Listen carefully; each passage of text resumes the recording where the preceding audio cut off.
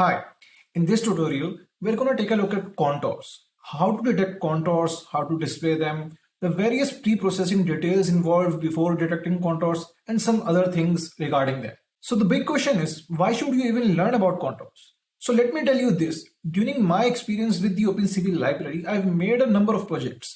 In fact, some of the projects that I've made entirely used contour detection and didn't even relied on machine learning or deep learning. As a matter of fact, I'll say this. OpenCV contains thousands of algorithms, and if you had the chance to learn just one algorithm, that should be contours, which is what we're going to go over in this video.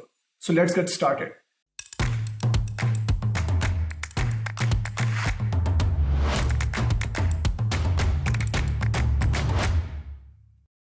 So today we'll be going over this well-structured Jupyter notebook that teaches you all about the basics of contours that you need to know. So this is one of the main things about Bleed AI. I don't code line by line on a kernel like PyCharm or some other IDE. Like what I do is that I give you well-structured Jupyter notebook so that once you watch this video and learn all about contours, then later on you can revise the concepts just by going through this Jupyter notebook. So here I have all the descriptions and the code neatly presented. Consider this as a blog post that's executable. So this is how I'm gonna give you and teach you code in future. So for each tutorial, there will be a well-structured Jupyter notebook that you can use later on for any task that you want. So this is going to be with you, this notebook. And it summarizes all the concepts that you're gonna learn in this video. But to run this notebook properly, you must watch this tutorial to understand how to use each cell properly. All right, let's get started. So let's first understand what contours really are. So consider this image of a sword, right? So if I do some pre-processing and then do contour detection on this sword, I will get something like this. So this is how the contours are detected. So you see the outline of the sword is drawn in like this. And this is what I'm saying here is that I've detected a contour in an object. Consider contours as an object. So if you want a definition of a contour, then here's a one-line definition, right? So a contour can be simply defined as a curve that joins a set of points enclosing an area having the same color or intensity.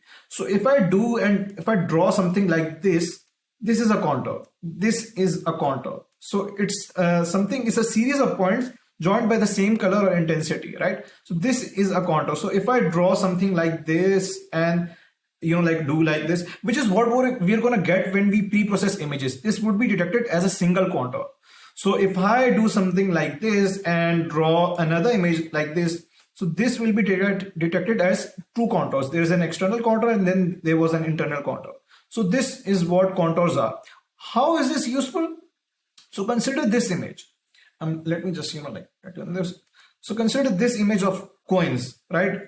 We can use contour detection to detect how many coins are present on this image, right? So this is how contour detection is really useful. You can count number of objects. Not only that, you can also analyze objects. So if I draw contours, but first the middle stage is that you first need to pre-process some images. So after I detect contours, coins, something like this would be shown. So for example, there are like 6 coins here, and if I do contour detection on them, I would get like 6 outlines.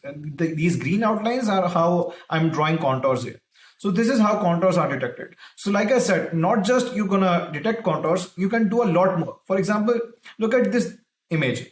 Here we have various shapes, circle, square, and pentagons, and arrow. So what we can do right now is not just only detect contours, but we can also analyze different properties and determine which shape is present where, right? So this is also what we can do here. And with this information, we can selectively detect shapes or objects with a specific shape. For example, here I'm detecting a pen. So these three pen are detected, and there's also a notepad present here, right? So there are 4 contours that are being detected right now. But using shape analysis with contours, you can selectively detect only the notepad. So without any machine learning or deep learning, you can selectively detect some targeted object using contours. So this is why contours are really useful. Not only to detect any shape or object, but you can also analyze it, right? So also you can do also other things like, like hand analysis. You can use contour detection to, I think I've made hand gesture hand calculator using just contours and shape analysis. So you can detect like if I'm raising a 5 or a 4 or a 3 or 2 or any other number. So this can be done with contours. So contours is a really powerful tool. Yeah. So this is one thing which I must, like warn you when doing contour detection. If you don't do the pre-processing steps properly, this is sometimes what you're gonna get. So this ideally these would be individual contours. Each coin would be should be detected as a separate contour. But if you mess up the pre-processing step, you can also get this. All these coins are detected as a single contour, which is really bad, which is not what you want. Ideally, you want each coin to be detected as a separate contour. And this is done when you do the pre-processing steps properly. And today I'm also going to tell you the two very common pre-processing techniques that you can do before detecting contours, right? So you don't want this. All right.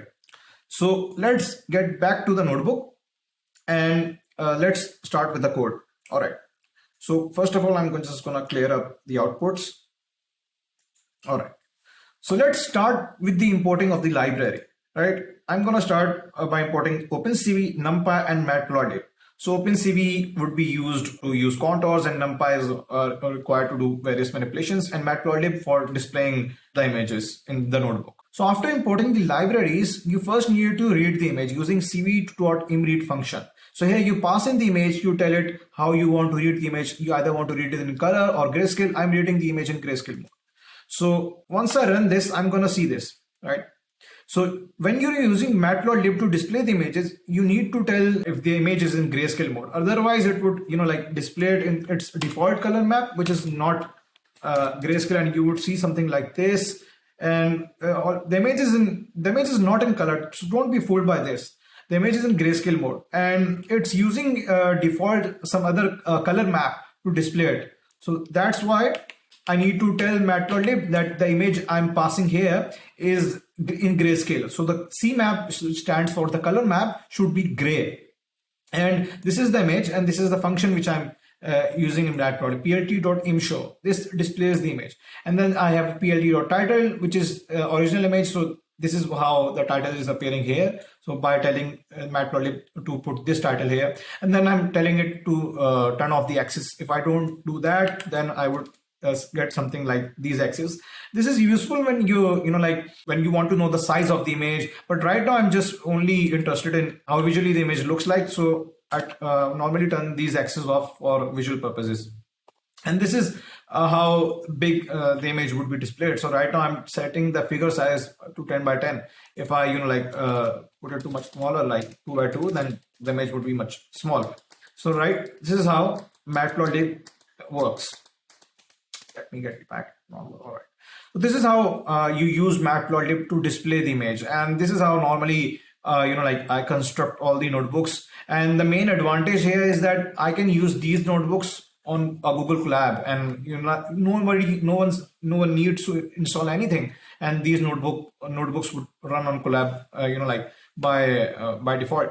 So this is the main advantage of using a Matplotlib to display images in notebook rather than using cv.imshow function to display images via Windows.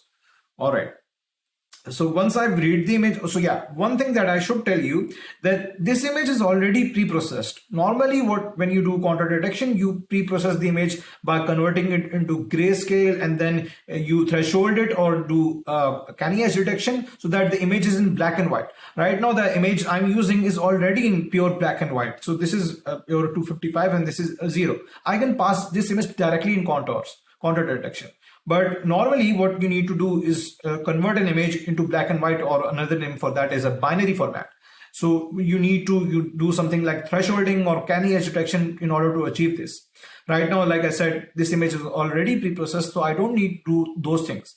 Once I explain to you how contours work, how you detect contours using this already pre-processed image, then I'm going to show you how you can use those pre-processing pipelines in order to pre-process image before the contour detection.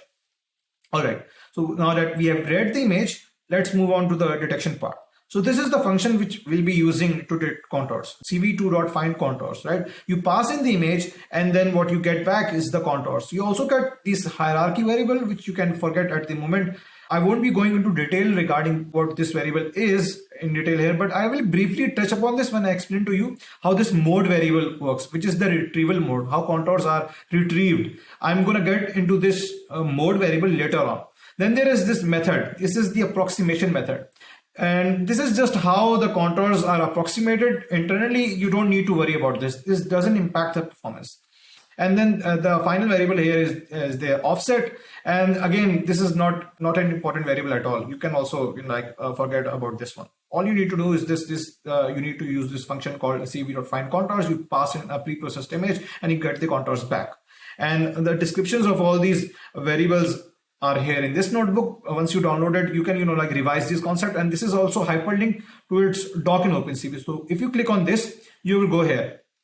So this is where descriptions are present in more descriptive format, right? So you can revise these concepts or learn more about them there. All right. So now that you learned how to use contours, what function to use contour detection, let's see it in action. So I'm going to pass in the gray image, which I read above here, to this function. And I'm going to use the mode as the retrieval external mode, which detects all external contours. So like I said, I will get into this in detail, but right now what you need to understand is I'm passing this grayscale image. I'm using the mode as the retrieval mode, and then I'm using this cv.chain simple as the approximation method. And most of the time, all the time you can use this method, and this will work fine for all the cases. All right. Then after I detect the contours, I'm going to display the number of contours found by getting the length of the contours.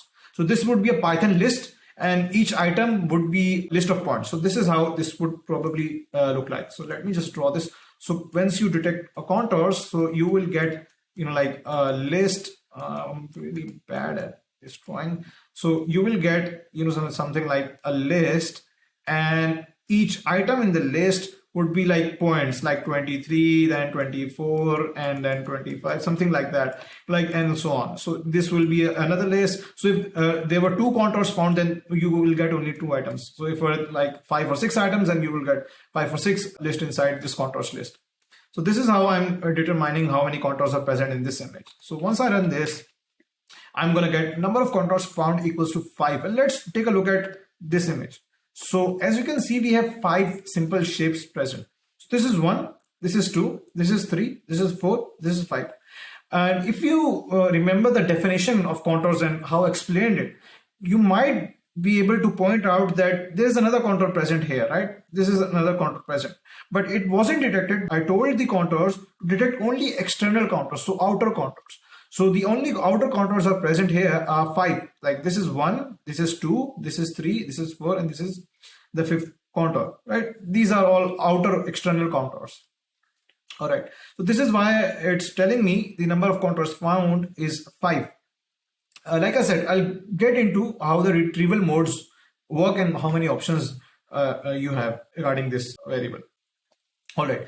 Now that we have detected each contour and displayed the number of contours found, let's try to draw these contours. So like I said, contours returned are a list of points. So each separate point, for example, if for this image, I would have gotten 5 contours, and each contour would be a list of points. So each point would be like this point, this point, this point, this point. So if I'm using contour simple method, so I will be getting these points, right? These individual points are lined up along the boundary of this image. So there will be multiple points present for this particular contour. So once you have detected contours, you can use this cv2.drawContours function to draw them. You pass in the image, you pass in the contours, then you pass in the contour index. This is how you tell it how you want to draw the contours. And then you pass in the color, the thickness, and some other variables. And these are like optional variables, and I've described them here. Most of the time, you don't need to worry about these variables. Initially, you don't need to worry about them. All right. So what I'm going to do right now is read this image again in color mode. I'm doing this because I need to draw the contours in green color, and I can't do it on a grayscale image. I need a color, this binary image to be read in color mode so that I can draw the contours in color, right? Otherwise the contours would be like drawn in, I guess, in white. So I'm reading this image again in color mode, calling it image one copy, and then I'm drawing the contours in this image which I've just read above, and I'm using these contours which I detected using the find contours function, and then I'm passing in -1 as the contour index. What -1 does is tells this function to draw all the contours. If I pass in 0, it would draw the first contour. And if I pass in 1, it would draw the second contour. So this is how you can selectively draw individual contours, and I'm going to show the code for that. But right now what I want to do is draw all the detected contours, and I'm using the color green to draw it, and the thickness of the line is 3. And this is how this is going to work. So I've gotten this image, and all the contours, like see, these are drawn on using the green. If you like notice this is like a little bit edgy because each contour is a separate point, right? So this is how all the contours are drawn on this image.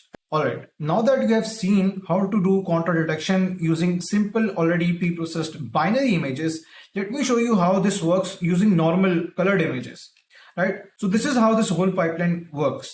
We have two options: the thresholding based pre-processing option and the edge based pre-processing option. And in general, it looks like this. You have a color image. What you do is first convert this color image into grayscale. And then from grayscale mode, you convert it into a binary format. So a black and white image. And then you apply contour detection to this image. And you get this, right? The contours are detected, and an outline of the whole image of the object present in this image is drawn like this. So this is how the contour detection flow works. And for this example, I'm using the thresholding, right? And the same thing can be done using edge detection. So for edge detection, what you would have is this grayscale image, and this thresholding stage would be replaced by the edge detection, in which you have edges drawn on this image, and then you pass this edged map to the contour detection function. So this is how this whole pipeline works using a normal color image. All right, let's see this in action. So let me just run this cell, and this is the original image we would work with right now. All right, so here I just read the image in color mode, and then I displayed it in Matplotlib. So one thing that you would notice here is that I'm doing something like this. And the reason I'm doing this is because OpenCV reads the image in BGR mode, which is blue, green, red channel first, right? So the problem with this is that most of the image libraries like Matplotlib works with image in RGB format, which is the most popular format. But with OpenCV, OpenCV reads the image in BGR format. So the blue channel is stacked first in the memory. And if you try to read the image in BGR with Matplotlib, the image is not read correctly. So you would see something like this. All right, so see, the colors are wrong. So this is not how the original image looks like. The original image is different, right? So this is why what we do is reverse the image channels. So what this particular line does is it reverses the image channels so that BGR becomes RGB. This is what we are doing here. Another way to go about is use convert color function, the CV2, which I'm going to go in a bit, which what it does is that it also reverses the image channels. So the first step is to read the image in a color, and this is done. All right, let's move on to the next step. And this is where we convert this color image into grayscale version, right? So this is where we need to use this function, cv2.convertColor, CVT color, and you pass in the image, and then you use cv2.color BGR to gray. This is the color conversion flag which you need to use in order to convert an BGR image to grayscale mode. And I think I have also covered this in the crash course in OpenCV. So this is how the convert color function works. You pass in these variables, and then you have a bunch of flags. And right now what I'm using is the BGR to gray format. If I wanted to convert an RGB to BGR color, RGB image to a BGR color image, what I can do is BGR to RGB, or I can also do something like RGB. If the image is in RGB, I can use RGB to BGR. And instead of using this, I can just, like pass in this line here and then use this image directly with the matplotlib. Anyways, this is an alternative way to go about. Right now, what I'm interested in doing is just converting this VGA image to its grayscale version, and then I'm going to display it. All right. So this is how the grayscale version looks like. Now, this is not pure black. If you, like zoom in a bit, you would see this, something like this. So this is not pure black. So in case you weren't trained. All right. So we read the image, we made a copy of the image, and we convert it into grayscale and then display it. So this is step 2 done, right? So step 3 is converting this image into a shaded version. But there's a intermediate step here, because the problem here is to do contour detection, you need the foreground to be white and the background to be black. Right now here, this is the opposite of that. The foreground, which is the thing we need to detect, the tree, is black, and we need this tree to be white and the background to be black in order to do contour detection. So because the contour detection algorithm is structured in that way. So what we can do is invert this image. So by inverting this image, all the things that are black becomes white and the things that are black becomes white. So this is how the inversion works. So for that, we have a function called cv.bitwise-not. So if you've used logic gates, the AND, the NOT gate, or the OR gate, this is how this kind of works. So cv.bitwise-not, which inverts this grayscale image, and what you're going to get is the inverted version of this image, where the black parts becomes white and the white parts becomes black. So this is what we need to use to find contours. So what I'm going to do is pass in this grayscale image, inverted image, to this contour detection function, and I'm going to get something like this. And the problem, as you can see here, is that I did not threshold the image, right? So this is why the contours here, as you can see, like this, it's not being detected properly. And this is the problem. And the reason for that is because I did not perform a thresholding step, which I should have done. So the image would have become pure black and white binary image. So I missed this step, which is why the contours are detected like this. So once I do the thresholding properly by using this function, then the results would be much better, and I would see a crisp contour line in the on the outline of this image, right? So this is what I need to do.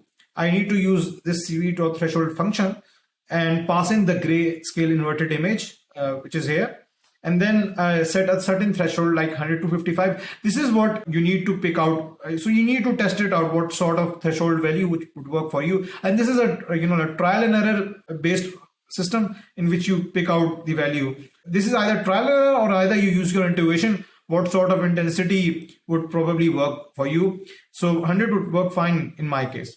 And then I use the thresh binary and then get the thresholded image. And once I run this, I'm going to get a pure black and white image, not something like this. This image is not pure in black and white. It's a grayscale image which is inverted.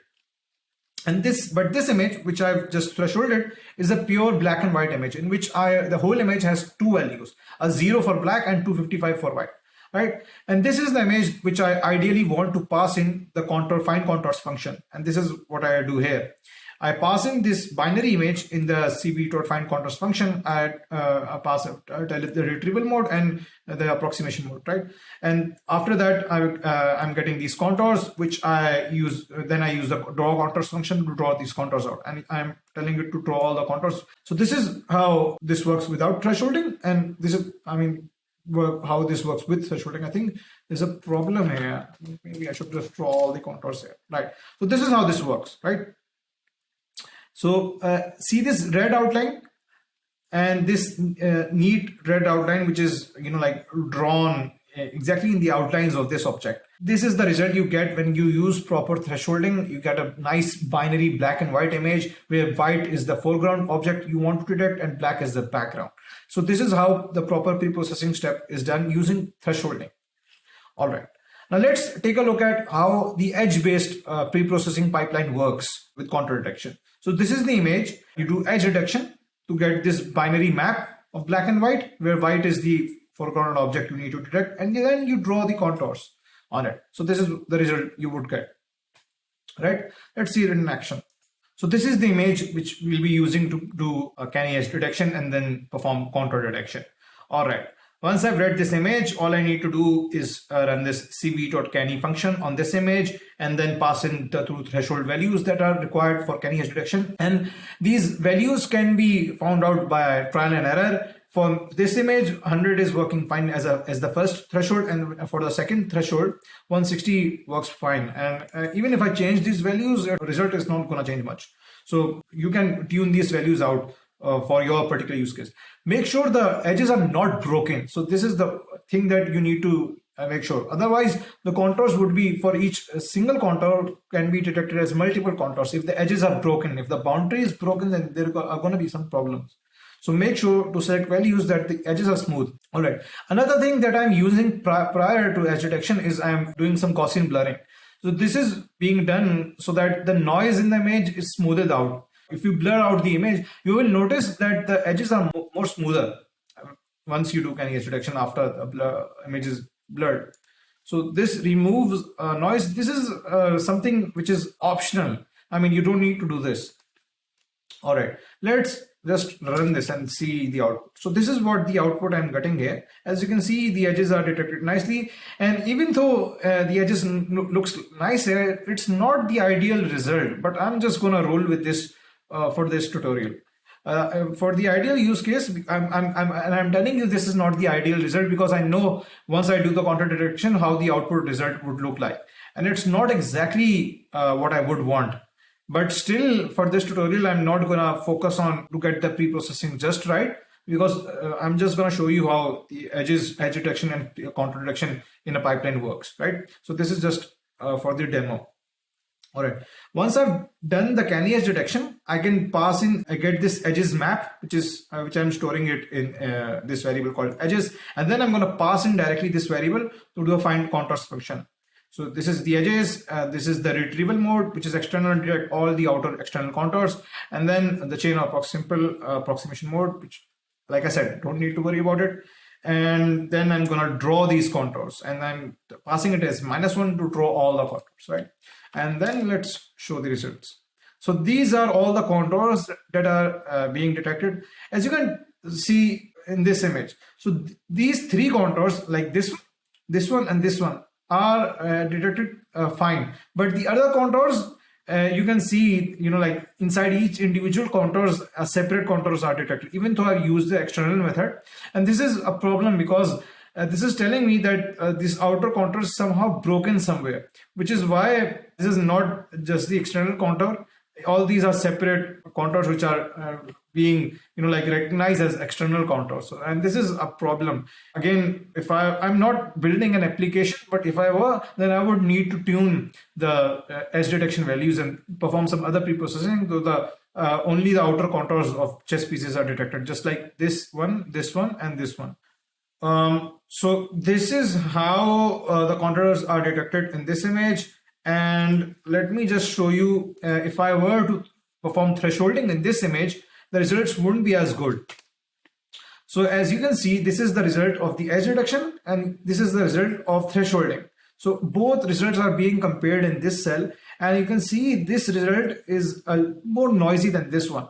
So, and the reason for this is because here I have an image which is black, and then I have an image which is like yellowish, and there's some white present here. So if I use thresholding to filter out this image, it's not gonna work as well. So in those cases where you can't use the intensity of color pixels to filter out, get out a black and white map, in those cases you use canny edge detection. So if you have a lot of color variation, some images, some objects are black and some objects are white, you can use canny edge detection in those scenarios. And so this is why for this image I've used canny edge detection, and edge detection thresholding wouldn't have worked as well. I'm not using a normal thresholding function. I'm using something called adaptive threshold, which is a more robust thresholding function. And even though I'm using that adaptive threshold method, I'm still getting a noise here. So these are the two main methods that you can use prior to performing contour detection.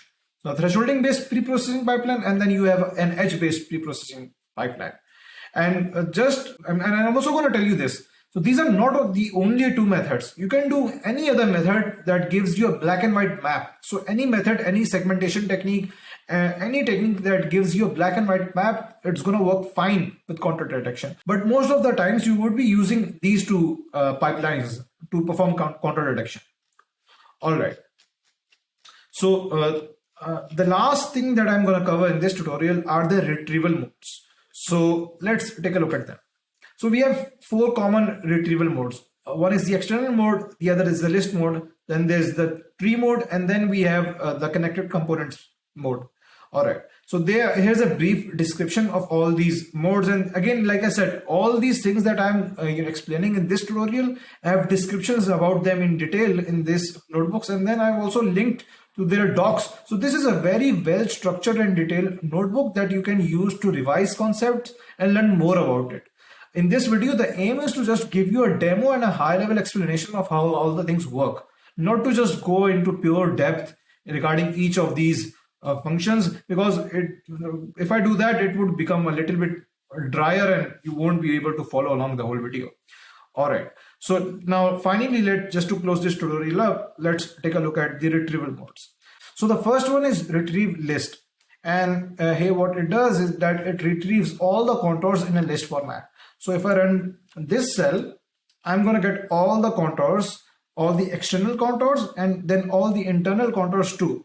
So like I said, it gives me these are the external contours and these are the internal contours, right? This is the internal contour, and then there's a circle inside. So this is another contour, and then inside this triangle, I have this contour, and then this is also detected as an internal contour. So and the total number of contours detected are 8. So 1, 2, 3, and then inside this triangle is 4 and 5, and this circle is 6, and then there's this inner circle 7, and then this blob here, which is 8. So this is how 8 contours are detected using the list mode, right? And then we have retrieve external. This is how you will detect only the external contours. So all you need to do is pass in cv.return external, and for the list you pass in retrieve list.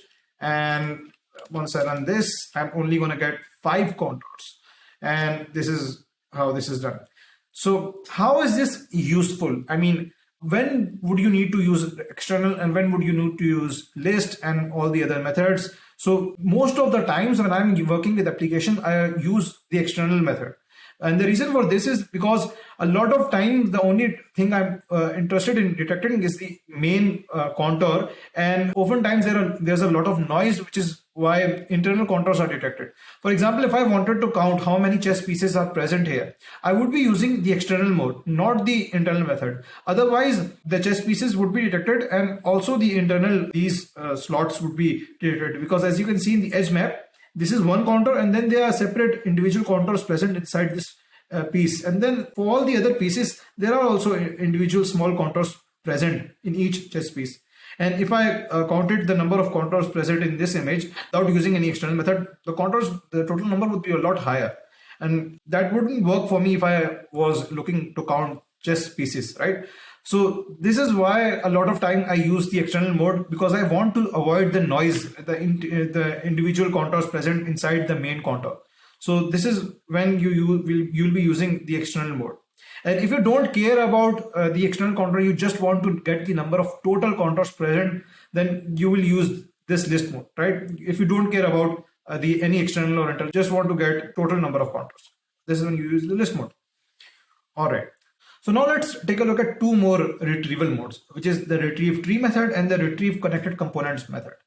Let me just run this up. So retrieve tree on a high level, it's similar to the retrieve list method, because it's also detecting all the contours and it's telling me the number of contours detected is 8. But the difference between this retrieve tree method and the retrieve list method is that the retrieve tree also gets a hierarchy of image.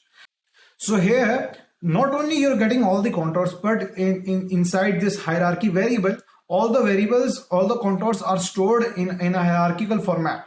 So like for this triangle, this outer contour would be stored as a parent contour, and this inner contour would be stored as a child contour. So this is how internally this would be stored. And if you wanted to detect a child contour, not the external contour, then you can, like perform some logic and extract those child contours and ignore the parent contours. How is this useful? So consider this. You have this image, and you want to detect only this screen, and you want to do some pre-processing, maybe some sort of game which you want to automate or something like that, and you're only interested in extracting this squared frame. But if you do contour detection of this whole image, then this outer frame would be detected as external contour, and then inside this frame there would be another contour for this black image, right? This would be detected as another parent contour, and then these letters would be detected as other contours, and this is also detected as another contour, and then there's this box would be detected as another contour, right?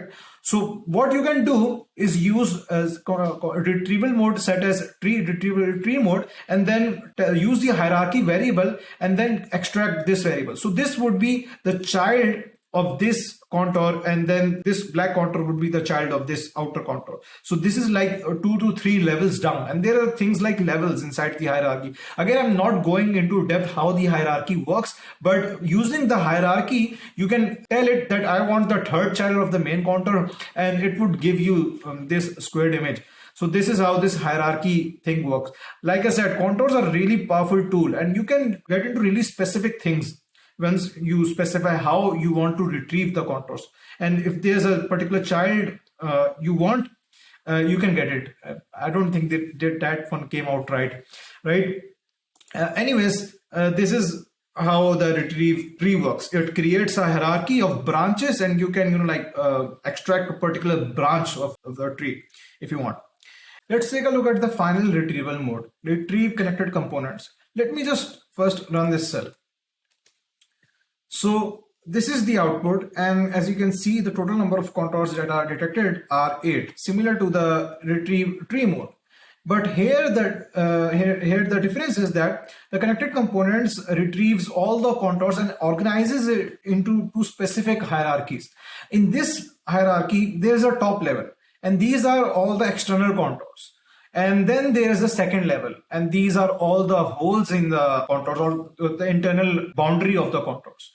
So this is how connected components work. So as you can see here, all the external contours are drawn in green, and all the internal boundaries of those contours are drawn in red. And these are detected and organized separately when you use retrieve connected components, right? These are not internal contours, but rather these are internal boundaries of those contours, right? So that's the difference here. So what I'm doing here is I'm iterating through all the contours, and then I'm checking hierarchy levels. If the hierarchy level is -1, then those are external contours. If that's not the case, then those are the internal boundaries. So that's how I am drawing the red color here. If that is not the case, if the hierarchy is not -1, then draw the contours with the red color. Otherwise, draw it with the green color. So that is how I'm working. Again, to use the hierarchy, there would be a separate lesson alone on it to how to correctly use the hierarchy and how to manipulate it and so on. So that was it. So this completes the first tutorial on contours. I'm planning to publish a couple of more on this exact topic. In fact, these video series is actually a part of a mini series which I'm planning to publish on my website in a couple of weeks. And the course will be titled Building Vision Applications with Contours and OpenCV. It's filled with quizzes, assignments, applications, walkthroughs, and well-structured, high-end Jupyter notebooks, a number of notebooks which teaches you a variety of concepts. And it will be released in a couple of weeks. So stay tuned for the rest of the videos. And if you found this video useful, make sure to subscribe to this channel, and see you in the next video.